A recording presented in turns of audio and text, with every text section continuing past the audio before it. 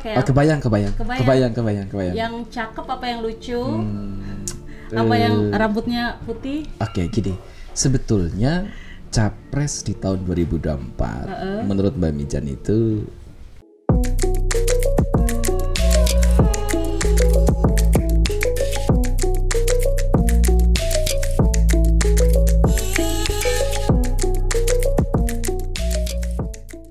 Balik lagi bersama Natalia Lawrence di podcast jpnn.com. Kulik terus, jangan kasih kendor. Dan hari ini di studio aku udah kedatangan seorang tamu spesial, seorang ahli metafisika atau kata lainnya paranormal yang sudah sangat populer di dunia entertain terutama. Ada Mbah Mijan. Mbah Mijan, apa kabarnya? Baik, Natali. Baik, gimana ya? kabar, sehat? Aku kelihatannya gimana? Sehat nggak? Sehat juga sih. Bisa diramal nih.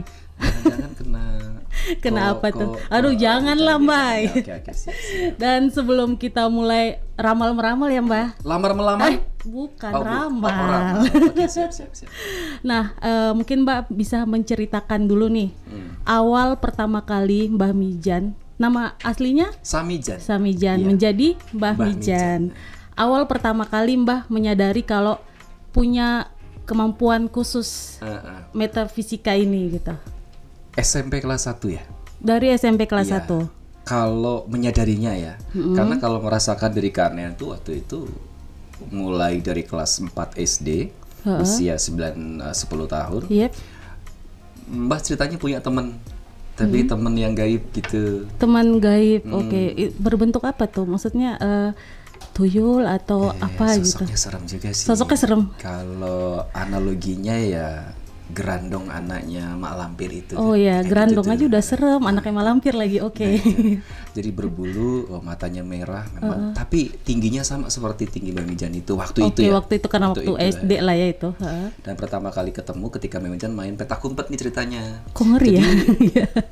Malam itu kita bulan Ramadan, jadi kita taraweh nih.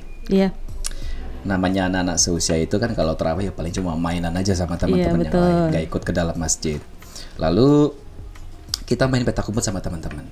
Kebetulan Mbah kebagian nyari. Temennya. Sampai Mbah tersesat ke semak belukar. Nggak ketemu tuh teman-teman. Tapi Mbah tiba-tiba melihat suasana yang gelap jadi terang. Hanya dalam hitungan detik. Mungkin sekitar, kalau Mbak inget ya waktu itu, antara inget dan enggak soalnya. Bisa hanya sekitar 5 atau 10 detik. Jadi kayak sekelebat gitu ya. Bener. Tapi pada saat terang itu di posisi yang malam, Mbak itu ngelihat daun, ranting, batang pohon itu jelas banget, rumput jelas banget. Artinya kan bener-bener nyata itu jadi terang. Cahayanya terang banget. Iya, benar. Dan waktu itu Mbak nggak tahu apa-apa. Ya, hanya sekedar itu apa ya, dan Mbak nggak ngerti. Tapi nggak takut gitu? Posisinya di usia itu Mbak nggak ngerti apakah itu fenomena gaib atau bukan. Oh iya, dikiranya peristiwa alam ya. Iya, kalau waktu itu sudah ngerti kalau itu sesuatu yang serem pasti Mbak takut. Iya benar. Gitu. Terus yang berikutnya di kelas 5 SD, Mbak sering ngalamin sesuatu hal yang berhubungan dengan poltergeist atau sesuatu hal yang bergerak tapi yang menggerakkan dari dunia lain. Oke. Mbak ngelihat ada jam dinding jatuh dari dinding. Sampai Mbak harus ngomong bahwa iya saya pelakunya, tertuduh tanpa melakukan padahal tindakan. Jatuh sendiri. Tapi kan waktu itu di ruangan yang nggak ada orang sama sekali.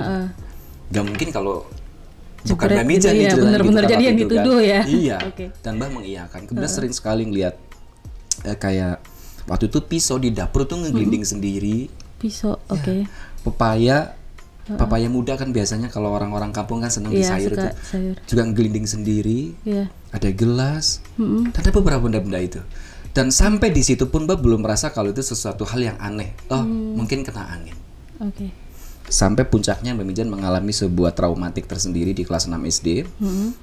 Mbak mengalami fenomena tindihan setiap malam selama 1 tahun. Selama 1 tahun? Setahun tiap malam, setiap tidur pasti Mbak tindihan. Gak pernah nyenyak dong tidur setahun ya? Makanya trauma. Iya.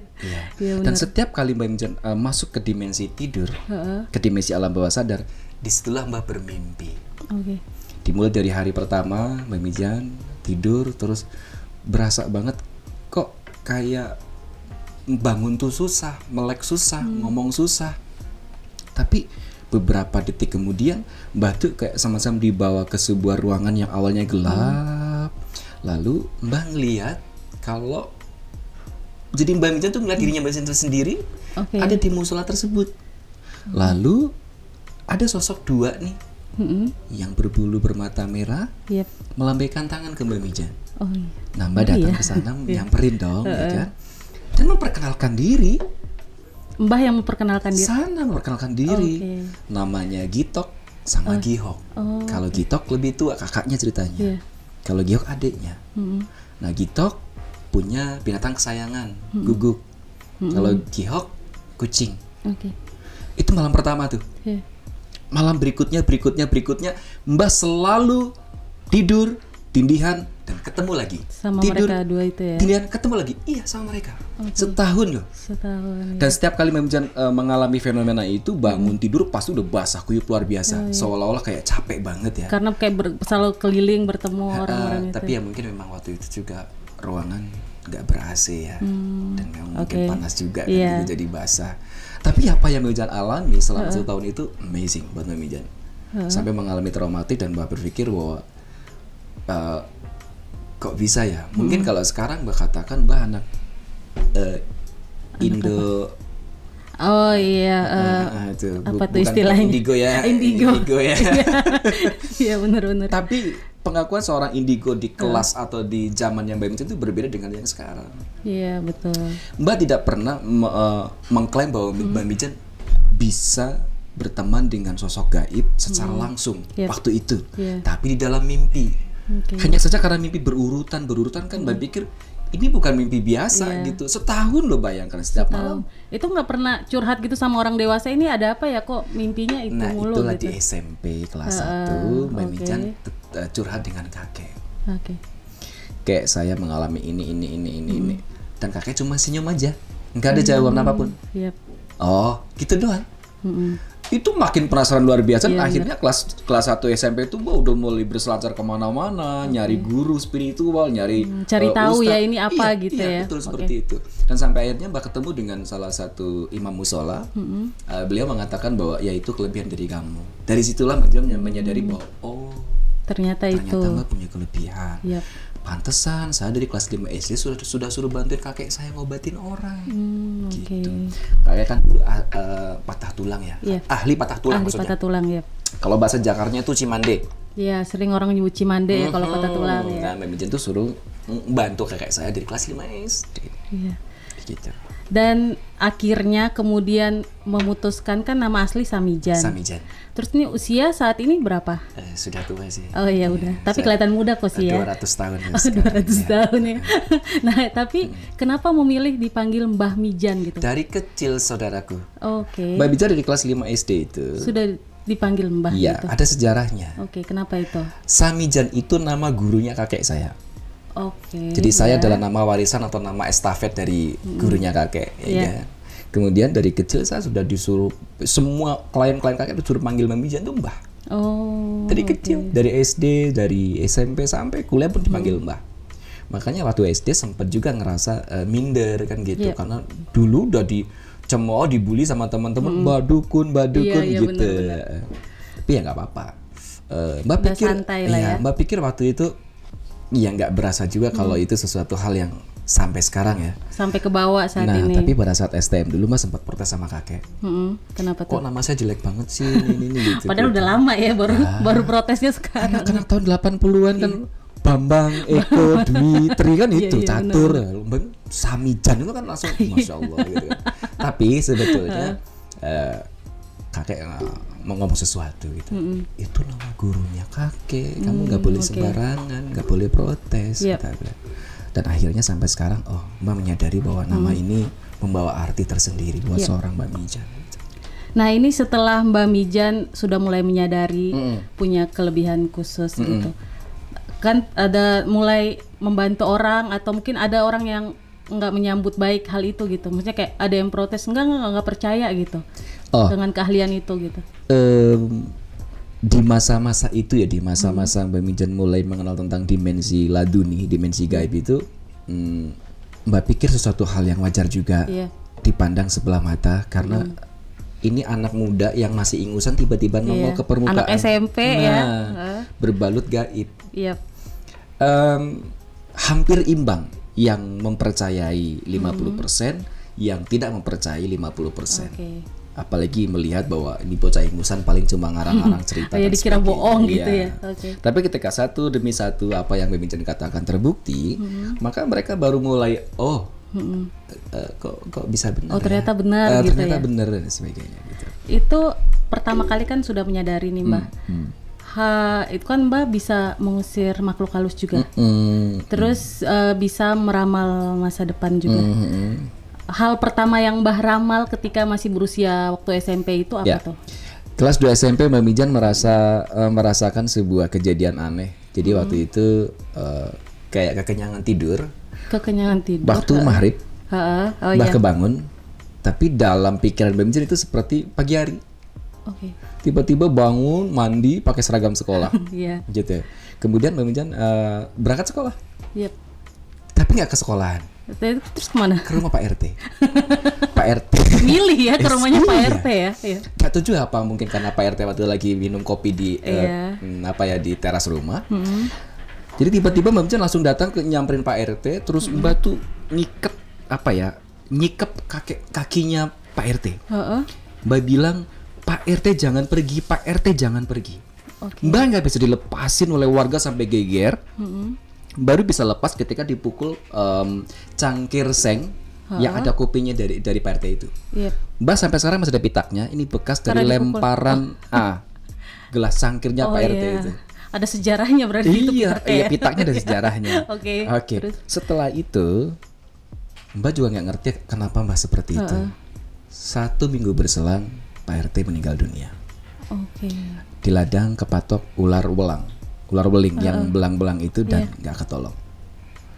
Tapi yang Mbak lihat, beliau itu memang seperti menggunakan topi hitam warnanya.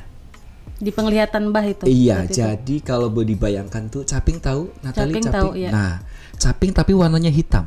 Itu di atas kepala Pak RT waktu itu dan kemana-mana ngikut loh. Capingnya itu di penglihatan ya. Di penglihatan Mbak Mijan. Makanya Mbak mulai meneliti tentang fenomena itu.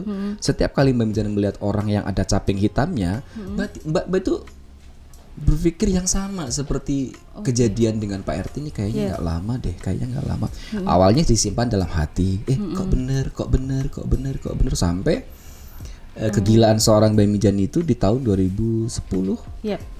Awal-awalnya Mbak Mijan masuk dunia media dunia maya itu karena gara-gara Facebook.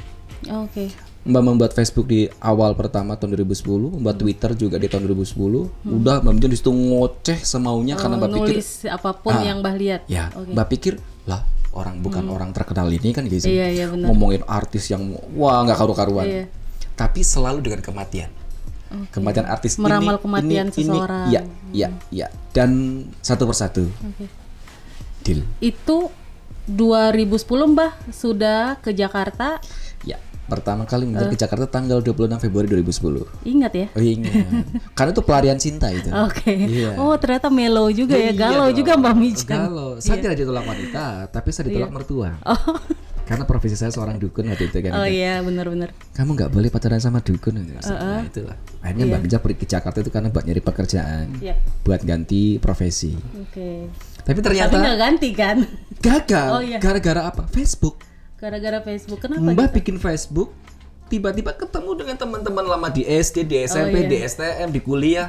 Ditanya, Mbak, kamu di Jakarta? Mutiar saya. Semua anak-anak pada merapat ke kontrakan kecil saya.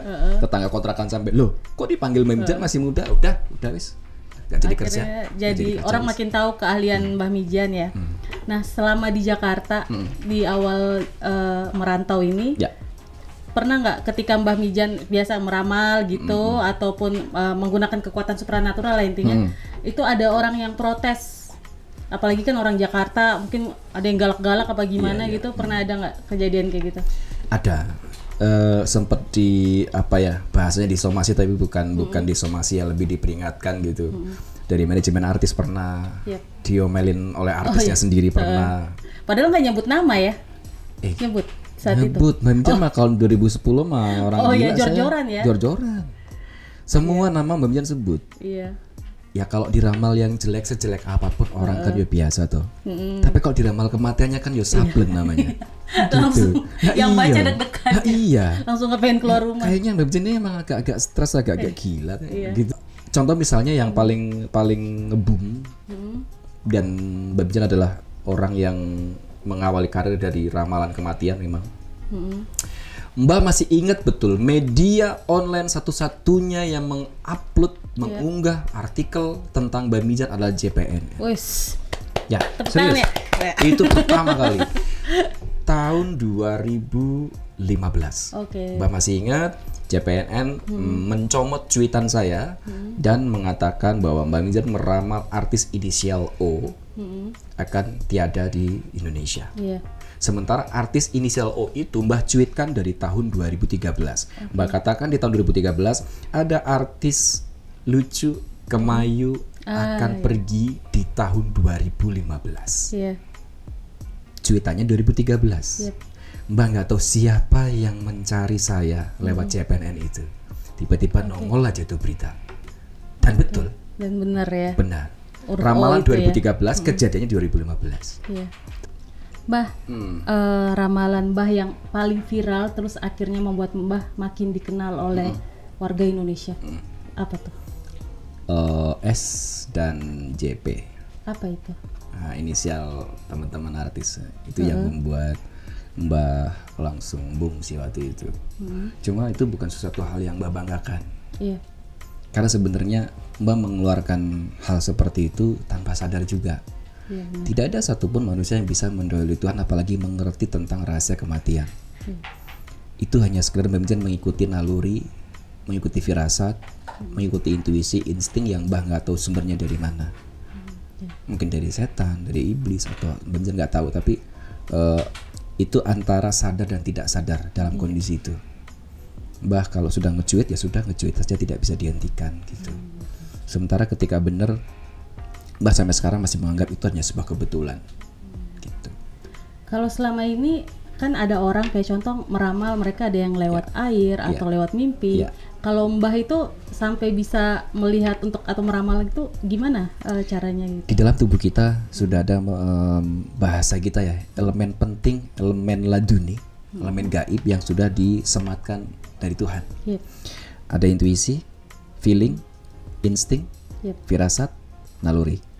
Nah, Mbah biasanya menggunakan itu untuk memprediksi atau menganalisa sesuatu hal.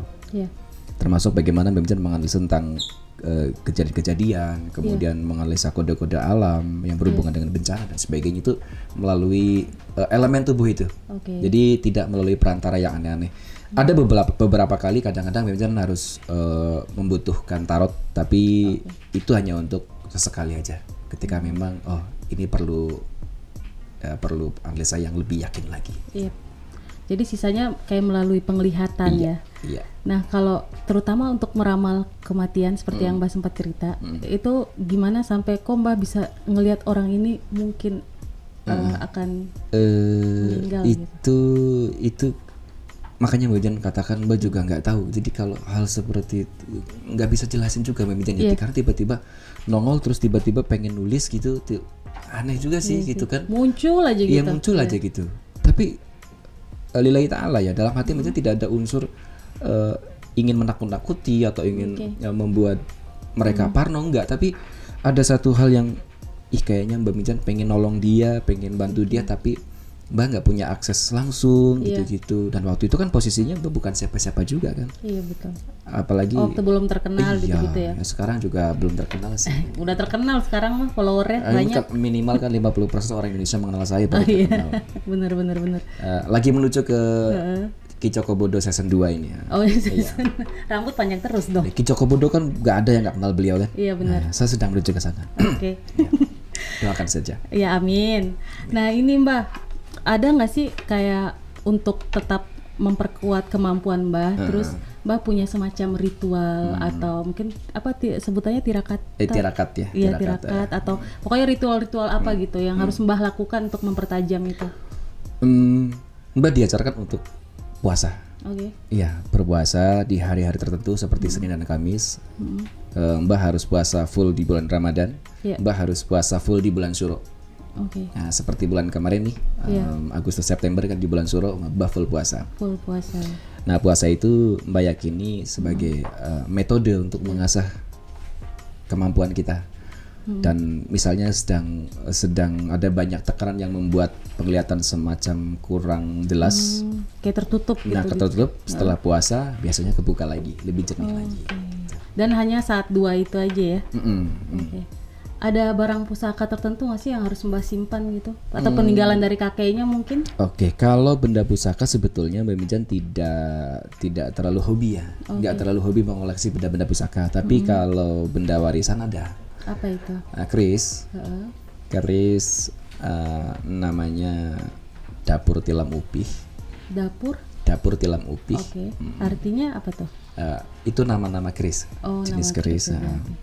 Kemudian pamornya Wengkon Isen. Nah, itu salah satu warisan dari kakek yang ketika dicek di Museum Keris Taman Mini Indonesia Indah, ternyata abad ke-17. Jadi keris yang dia pegang itu usianya sudah 400 tahun. Tadi kalau Natali bilang suruh bawa, Mbak Jan bawa. Kebetulan karena enggak ya, Mbak hanya membawa keris kasur aja. Ya. Itu kerisnya udah usia 400 tahun. Ada nggak apa-apa kalau ketahuan dulu nggak apa-apa. Keris kasur nggak apa-apa. Gue jadi salah mikir. Traveling ya? Langsung traveling. Iya, langsung traveling. Oke, baik. Kalau keris itu kan udah usianya berarti 400 tahun. Itu 400 tahun sesuai dengan data Taman Museum Keris ya. Okay. Karena kan yang menyebutkan ini abad ke-17 dari sana dari pihak sana gitu. Dan ternyata Mbak Mijan itu boleh disangkut pautkan ya, boleh disangkut pautkan ke Ronggolawe. Apa ya? Karena keris itu salah satu dari keris yang dimiliki oleh Ronggolawe. Sejarah Nusantara yang memegang keris itu. Berarti Mbak Mijan masih ada keturunan darah kotornya gitu, bukan darah biru ya, darah kotor. Ya minimal orang pilihan berarti lah ya. Mbak merasa bahwa wow, keris sekarang itu sudah masuk ke UNESCO sebagai warisan budaya, sebagai warisan tanda adanya zaman yang harus diakui oleh dunia. Ketika Mbak Mijan bisa menjadi salah satu bagian dari mereka dan masih menyimpan keris itu, sebuah kebanggaan yang nggak bisa dinilai. Sempat waktu itu ditawar mau ditukar mobil di taman di musim itu kan. Nggak bisa, itu memang nggak ternilai oleh uang. 400 tahun bro. Betul. Pernah komunikasi gitu dengan keris itu harus berkomunikasi gitu nggak sih Mbah? Sejauh ini kebetulan nggak pernah merasakan keanehan apapun ketika Mbah punya keris itu. Istri pernah ngerasain yang aneh. Jadi pada saat disimpan di lemari itu bunyi klotak gitu. Hari pertama, malam pertama ditengok nggak ada apa-apa. Istri mikirnya ini kayaknya tikus. Terus dipasang perangkap dong di malam kedua. Gak ada. Pagi-paginya nggak dapet tikus, tapi bunyi itu masih ada. Di malam ketiga semakin keras bunyinya. Pada saat dibuka tiba-tiba sama istri didobrak, keris itu melompat dari. Mbah kalau cerita sedih banget ya sebenarnya. Nih Mbah jadi melenceng ya. Sebenarnya Mbah karena nggak paham itu apa. Terus Mbah simpen keris itu tuh di kardus dekat sepatu Mbak Mijan itu. Astaga. Subhanallah. Mbah tuh nyeselnya sampai sekarang tuh nyesel luar biasa. Itu dari kardus itu lompat ke sepatu, plak gitu. Istri lihat. Dan Mbah bilang, kamu tuh halu kali yang Mbah bilang gitu kan. Ya udah sebatas itu. Dan setelah Mbak Mijan rapikan, Mbah bawa ke Taman Mini, ke Museum Keris, sampai sekarang nggak ada kanan apa-apa. Jadi kalau ada orang bilang katanya Mbak Mijan kan punya keris 400 tahun, pernah nggak komunikasi dengan isi kerisnya jin yang di dalam? Nggak pernah sama sekali. Iya. Ini Mbah, sekarang kan Mbah namanya sudah sangat terkenal. Amin. Ya, dan pelanggan-pelanggannya yang sering datang, pejabat, artis, mungkin atau ada menteri-menteri mungkin pernah datang ke Mbah. Kalau artis dulu yang datang minta diramal sama Mbah. Sebenarnya memang tidak bisa dipungkiri ya kalau di posisi Mbak Mijan sekarang mungkin bukan sekedar orang-orang biasa yang kenal, memang dari kalangan artis, dari kalangan pejabat, memang sampai ke level menteri ada. Cluenya dong, itu kayak minum belum ketelan kalau cuma bilang menteri doang. Ya, kalau cluenya ya nggak bisa. Sebutlah kerjanya sehari-hari apa, itu menterinya, bagiannya apa. Makan, minum, tidur beliau itu. Makan, minum, tidur, apa itu? Macam kenal itu. Itu menteri ya? Privacy dong. Oh ya, itu menteri. Iya, kalau artis yang sudah jadi langganan, clue aja. Banyak. Yang paling terkenal banget, yang di clue juga nggak bisa. Banyak. Banyak. Ya, banyak. Biasanya apa yang ditanyain? Rezeki, jodoh? Kalau teman-teman artis itu mereka kadang-kadang kan baru-baru ini aja ya, baru-baru ini aja di era tahun milenial, mulai dari tahun 2018 sampai ke 2020, teman-teman artis tuh punya bisnis sampingan ceritanya. Oke, ada ya bisnis kuliner dan apalah ya. Entertain kan. Jadi mereka tuh konsultasi bisnis ketika ketemu Mbak Mijan. Kalau dulu konsultasinya popularity, gimana biar terkenal, gimana biar menjaga kestabilan pamornya dan sebagainya. Kalau sekarang lebih ke bagaimana bisnis mereka. Iya, gitu. Kalau teman-teman artis, kalau teman-teman pejabat kayak anggota dewan dan ada beberapa dari kepala daerah, mereka cuma pengen ditemenin Mbak Mijan. Ditemenin ngobrol, paling kadang-kadang buka tarot iseng-iseng sambil makan di mana, gitu-gitu aja. Jadi tidak ada yang istilahnya datang kemudian pengen jimat ini jimat itu. Iya. Lagian nggak mungkin kasih jimat juga kan, Mbak? Ya. Ketika datang buka tarot, yang penting kan amplopnya kan. Oh iya, mantap. Sudah itu. Cukup saya cukup bos, yang penting amplopnya. Nah, ngomong-ngomong amplop, tarifnya dikasih tarif nggak sih yang datang? Kayak buat pejabat. Mbak Mijan nggak mungkin menyamakan tukang becak dengan pejabat. Oh ya, betul. Tetap harus sesuai porsinya. Profesional dan proporsional, itu aja. Kalau ngomong nominalnya ntar malah pada takut. Iya benar. Terus ini kan udah mau pilkada. Ada nggak calon kepala daerah yang datang minta petunjuk? Oke, terutama di luar Jawa, Mbak sudah pegang sekitar 5 calon kepala daerah. Oke. Mereka datang langsung atau? Datang langsung. Ini karena kepotong pandemi aja ya. Kalau enggak biasanya Mbak keliling. Ada 5 calon kepala daerah dan Mbak prediksi yang 1 gagal tapi yang 4 jadi. Clue? Itu gini. 5 yang 1 gagal, yang 4 jadi. Sekarang jangan bicara clue. Sekarang bayangkan kira-kira berapa ya penghasilannya, karena 4 jadi. 4 jadi. Bener. Ya gagal 1, 4 jadi itu kebayang dong kan. Amplopnya isinya apa ya. Tuyul isinya. Terus mungkin nggak ada Gibran apa menantu Pak Jokowi gitu yang bertanya, nggak ada ya?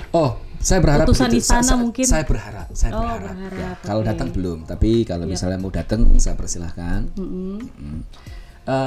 Free konsultasi, ritual bayar ya. Mas Gibran tuh kalau mau datang free konsultasi, ritual bayar. Nah ini buat pendukung Gibran sama Bobi Nasution nih, kan Mbak udah bilang konsultasi gratis, ritual bayar. Tapi konsultasinya di belakang, ritualnya di depan. Udah belajar marketing ya Mbak? Iya dong. Kan Mbak Natalia ngajarin gimana sih? Iya bener. Nah itu tadi udah pilkada. Capres kan mulai dari sekarang udah banyak yang ribut nih pengen nyapres 2024. Sebetulnya Mbak punya pengalaman menarik ya di perjalanan politik. Mbak nggak senang politik tapi dekat dengan orang-orang politik. Pada saat dulu ya zamannya dari Kebumen itu, ya memang sudah akrab dengan dunia politik. Makanya tokoh-tokoh yang masuk, ya sudah. Tim suksesnya ya yang baru mendekat gitu, tapi masih ngobrol-ngobrol, maksudnya masih berhitung ini kalau capres ini gimana, atau kalau ini mencapreskan diri itu potensinya gimana. Jadi masih tim sukses Gombal Gambul itu yang datang. Jadi mereka yang datang, utusan. Iya. Belum utusan juga. Mereka tuh orang-orang yang mencari potensi bibit-bibit itu, diajukan untuk coba deh dilihat ini kira-kira yang mana gitu. Jadi masih obrolan pepes kosong gitu. Jadi belum ada yang, kan udah ada berapa nama yang lagi ada. Iya. Nah itu mereka udah mulai nanya-nanya nih. Iya itu Mbak boleh dibilang dia timnya tapi belum masuk tim resmi kan, karena memang hanya sekedar menggambar gitu. Kalau Mbak lihatnya terawangnya kebayang nggak sih 2024 presiden kita kayak kebayang.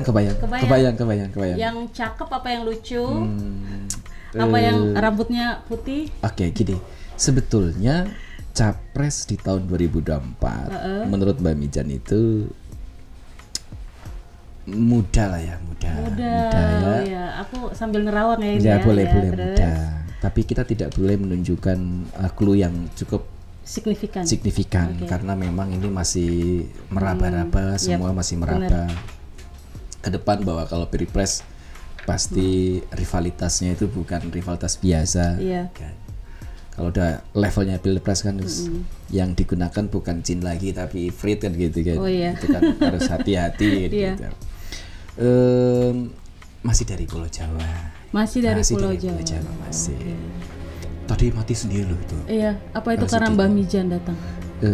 Mbak memang ini kalau boleh ngomong ya, ya teman-teman jangan takut juga sih. Sama-sama kameramen juga jangan takut. Saat ini? Iya, saat ini tadi sempat ada yang melintas gitu. Dari kiri Mbak Mijan terus ke depan. Ke depan mana nih? Sosoknya si anak kecil sebenarnya. Ya, mungkin udah di ruangan ini Mbak. Terus gue deg-degan. Tapi kalau di ruangan ini kan cuma lewat. Ya, yang sering sih di kamar mandi. Seringnya di kamar mandi. Kamar mandi itu tempat yang lembab, tempat yang kotor. Kadang-kala juga biasa untuk tempat pembuangan bagi wanita kan, pembalut gitu. Jadi aroma dari itu sering disukai sama mereka. Tapi kalau Mbak lihat keseluruhan sebenarnya ya hanya mampir aja.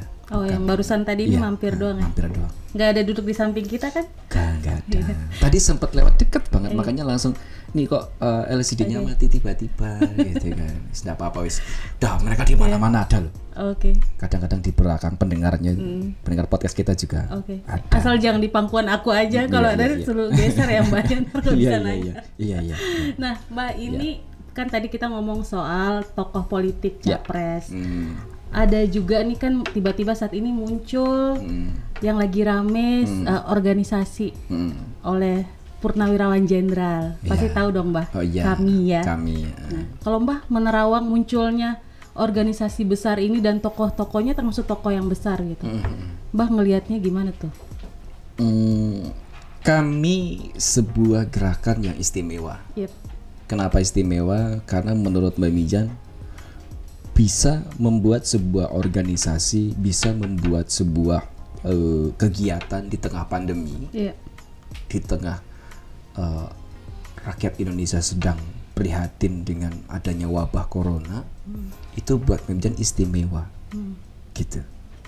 Mudah-mudahan Mbak Natali paham yang Mbak katakan ya. Jadi kami itu sangat istimewa, karena mau seperti itu di tengah pandemi, gitu. Kalau organisasi yang nggak istimewa itu kan harusnya menghargai ini lo di tengah pandemi, ya kan? Gitu loh. Ini sedang prihatin, gitu loh. Kemudian soal aksi menyelamatkan Indonesia, gitu. Itu kan juga bagus.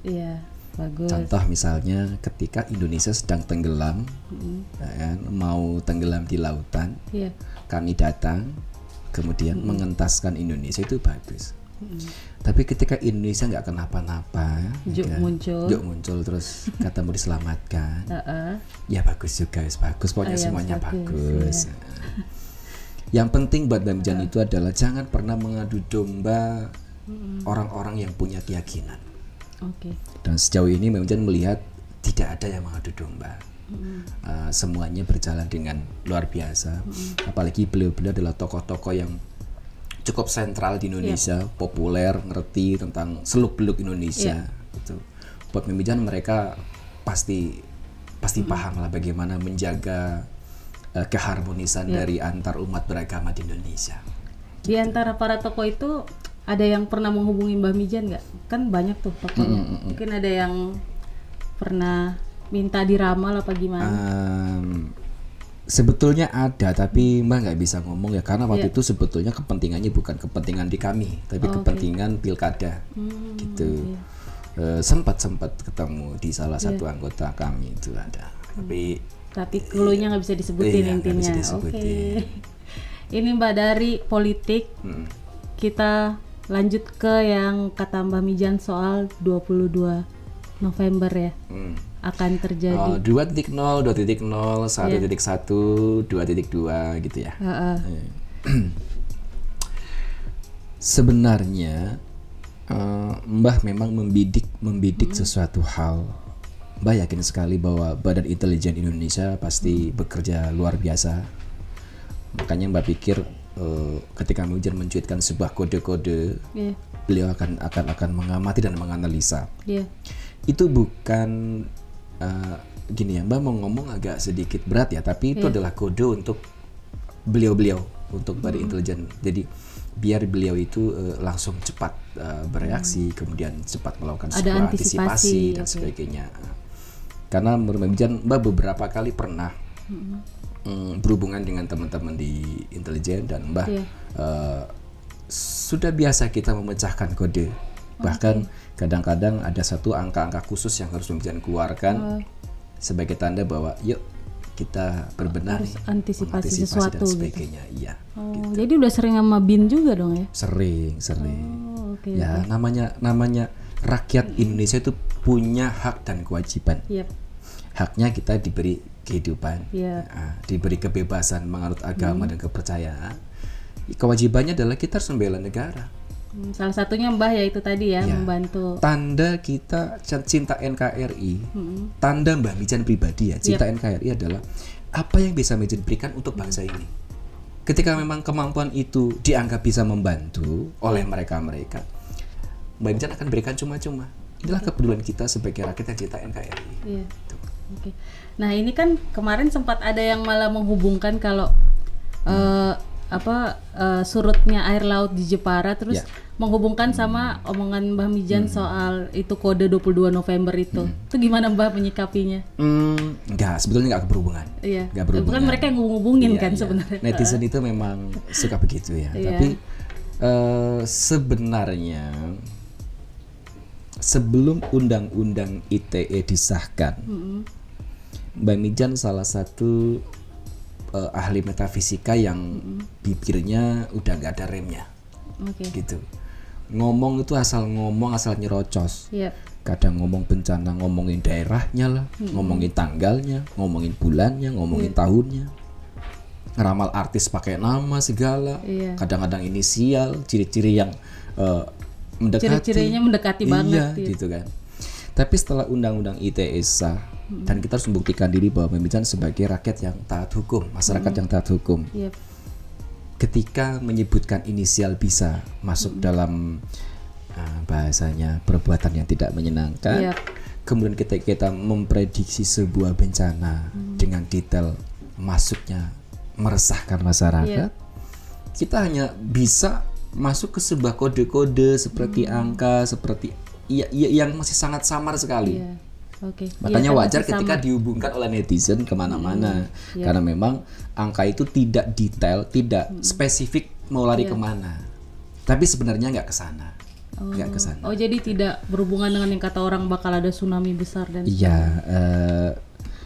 kalau kita berbicara soal potensi yang 20 meter itu di Indonesia, salah jika masyarakat kita alergi dengan hal seperti itu.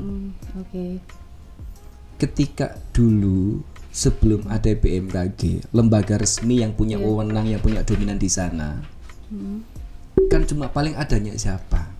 Dukun-dukun kampung pakai primbon, seperti Mbah Mijan pakai primbon menghitung, wah ini tahun ini bakal begini, tahun ini bakal begitu. Itu boleh kalian marah, boleh kalian nggak percaya, boleh. Lah kalau BMKG itu lembaga yang punya dominan untuk ngomongin soal bencana, plus BMKG itu bentuk dari kecerdasan zaman milenial. Kalau dulu pakai primbon, sekarang pakai teknologi. Artinya analisa yang mereka keluarkan, prediksi yang mereka keluarkan itu berdasarkan data. Teknologi data. Sementara rakyat Indonesia itu orang yang kadangkala tidak cepat tanggap bencana. Benar. Mbah pikir, kenapa harus alergi, kenapa harus menolak statement tentang gempa bumi dan tsunami di Indonesia? Indonesia ring of fire. Sampai kapanpun Nusantara akan terus merasakan banjir, tanah longsor, puting beliung, gempa bumi, tsunami, gunung meletus, dan sebagainya. Maka dengan adanya informasi seperti ini, kita harusnya mengucapkan alhamdulillah. Ya, diberitahu sebelumnya. Diberitahu sebelum kejadian, harus ada prepare sebelumnya. Mengingatkan sekali lagi bahwa orang yang berdoa bisa merubah nasib manusia. Orang yang berbagi bisa mengubah kondisi. Kita bisa terhindar dari bencana. Ya sekarang kita mau marah mau apa yuk? Emang kita bisa apa kalau bencana datang? Iya, benar. Ya sudah diterima, berdoa, waspada. Iya. Jangan nyalain sana sini dan sebagainya. Dah. Ayo, minum dulu, Mbah. Mbah, bisa nggak seorang peramal itu meramal dirinya sendiri? Bisa banget. Mbah pernah meramal diri Mbah sendiri? Iya, pernah. Terus kaget nggak sama ramalan diri sendiri? Pernah, saya kan ngeramal diri sendiri. Terus kepikiran nggak sama ramalan itu? Gitu. Oke. Mbak Mijan katakan sekali lagi bahwa sebetulnya Mbak Mijan itu orang yang mengklaim manusia tidak bisa meramal ya, gitu kan? Kenapa? Karena menurut Mbak Mijan tidak ada satupun orang yang bisa meramal. Kok bisa gitu? Sekarang Mbak Mijan suruh prediksi Natali besok makan apa, nggak bisa. Jangan ngomong besok. Nanti 2 jam kemudian Natali mau ngapain, nggak bisa juga. Gitu. Tapi orang kalau sudah berbicara insting, feeling, intuisi, firasat, naluri, semua orang punya. Tinggal siapa yang terlatih, siapa yang tidak. Ketika orang itu terlatih di nalurinya, di firasatnya, di instingnya, di intuisinya, maka seolah-olah dianggap orang yang lebih. Gitu. Nah, sementara ramalan itu punya pengertian secara universal adalah seni menganalisa menganalisa data. Seni menganalisa berdasarkan data, feeling, intuisi, naluri, firasat, dan sebagainya. Jadi semua orang bisa meramal. Betul dan tidaknya, ya itu lain perkara. Jadi Mbah santai aja nih melihat ketika Mbah meramal diri Mbah. Ya, Mbak Mijan tuh kan gini, kalau berbicara soal apa kita bisa meramal diri sendiri, ada manusia yang dianjurkan untuk percaya mimpi. Di dalam keyakinan Mbak Mijan, ketika kamu bimbang dalam sebuah permasalahan, sebuah urusan, maka kamu boleh sholat istikharah untuk meminta ilham dari Tuhan. Ketika Mbak Mijan sedang dalam kebimbangan, Mbak diperbolehkan sholat istikharah untuk meminta kode ilham langsung dari Allah, dan itu masuknya lewat mimpi.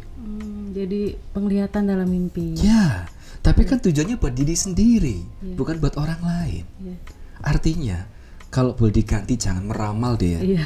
Tapi memperkirakan gitu. Ya. Bisa. Kita bisa memperkirakan diri kita sendiri. Karena sebuah analisa itu kadangkala berhubungan dengan sesuatu hal yang real. Yang fisik, bukan non fisik. Kita ngeliat anak kita juga bisa ngeramal anak kita sendiri kok. Ini bocah baru 2 tahun kok udah pinter nari. Ramalan kita kemana? Wah, ini kayaknya besok jadi penari. Tinggal tergantung dong kita mau kemana. Ini mau penari apa nih kan gitu. Tapi kalau diarahkan ke yang paling luar biasa kan berarti akan menjadi pewaris yang melestarikan budaya.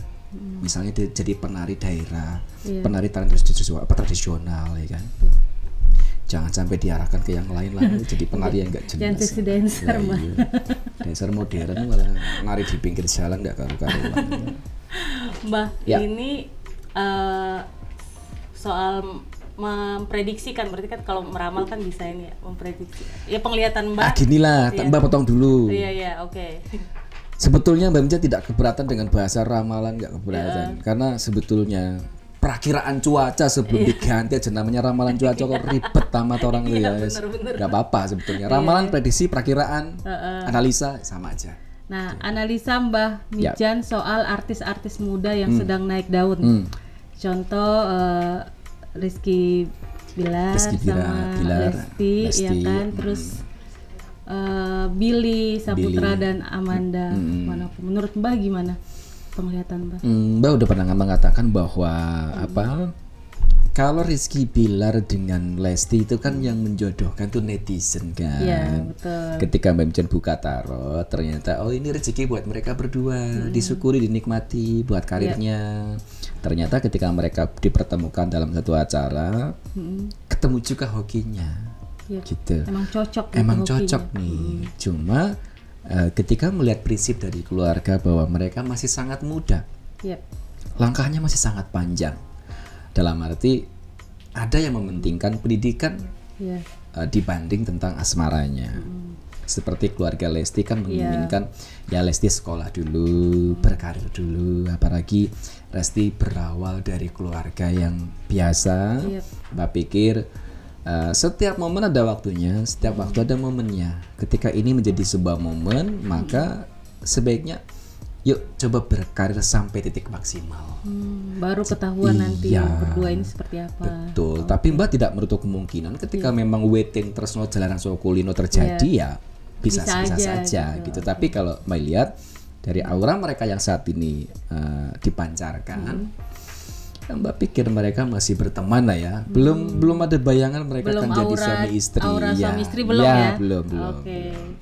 Kalau yang satunya Mbak, yang itu kayak banyak yang mengira settingan kan ya.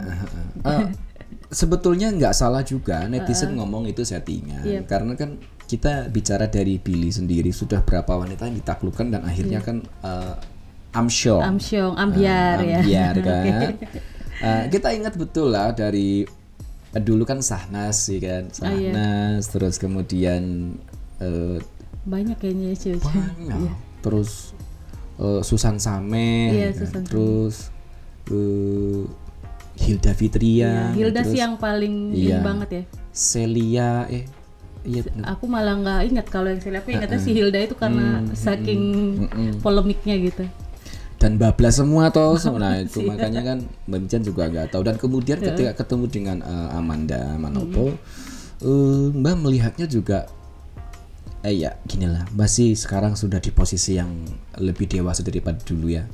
Mbak sekarang lebih berpikir bahwa memberi pujian berdasarkan fakta levelnya lebih mulia daripada memberikan cacian. Makanya Mbak Mijan paling hanya bisa mendoakan Bang Billy yang bener, jangan settingan terus. Berarti mereka settingan.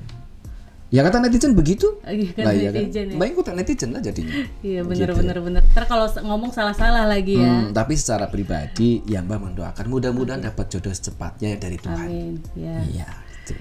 Mbah, ramalan terbaru Mbah terkait pandemi COVID.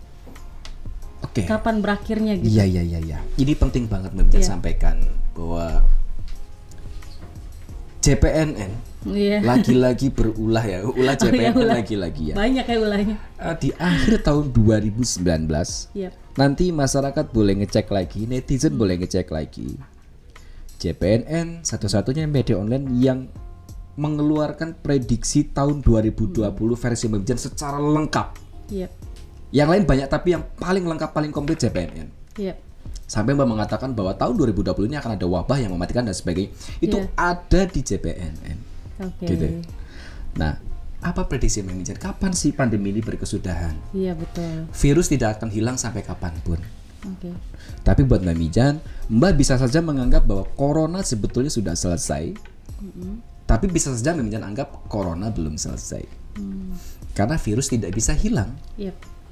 Tapi Mbak katakan sekali lagi, Mbak meyakini bahwa virus tidak bisa membunuh manusia.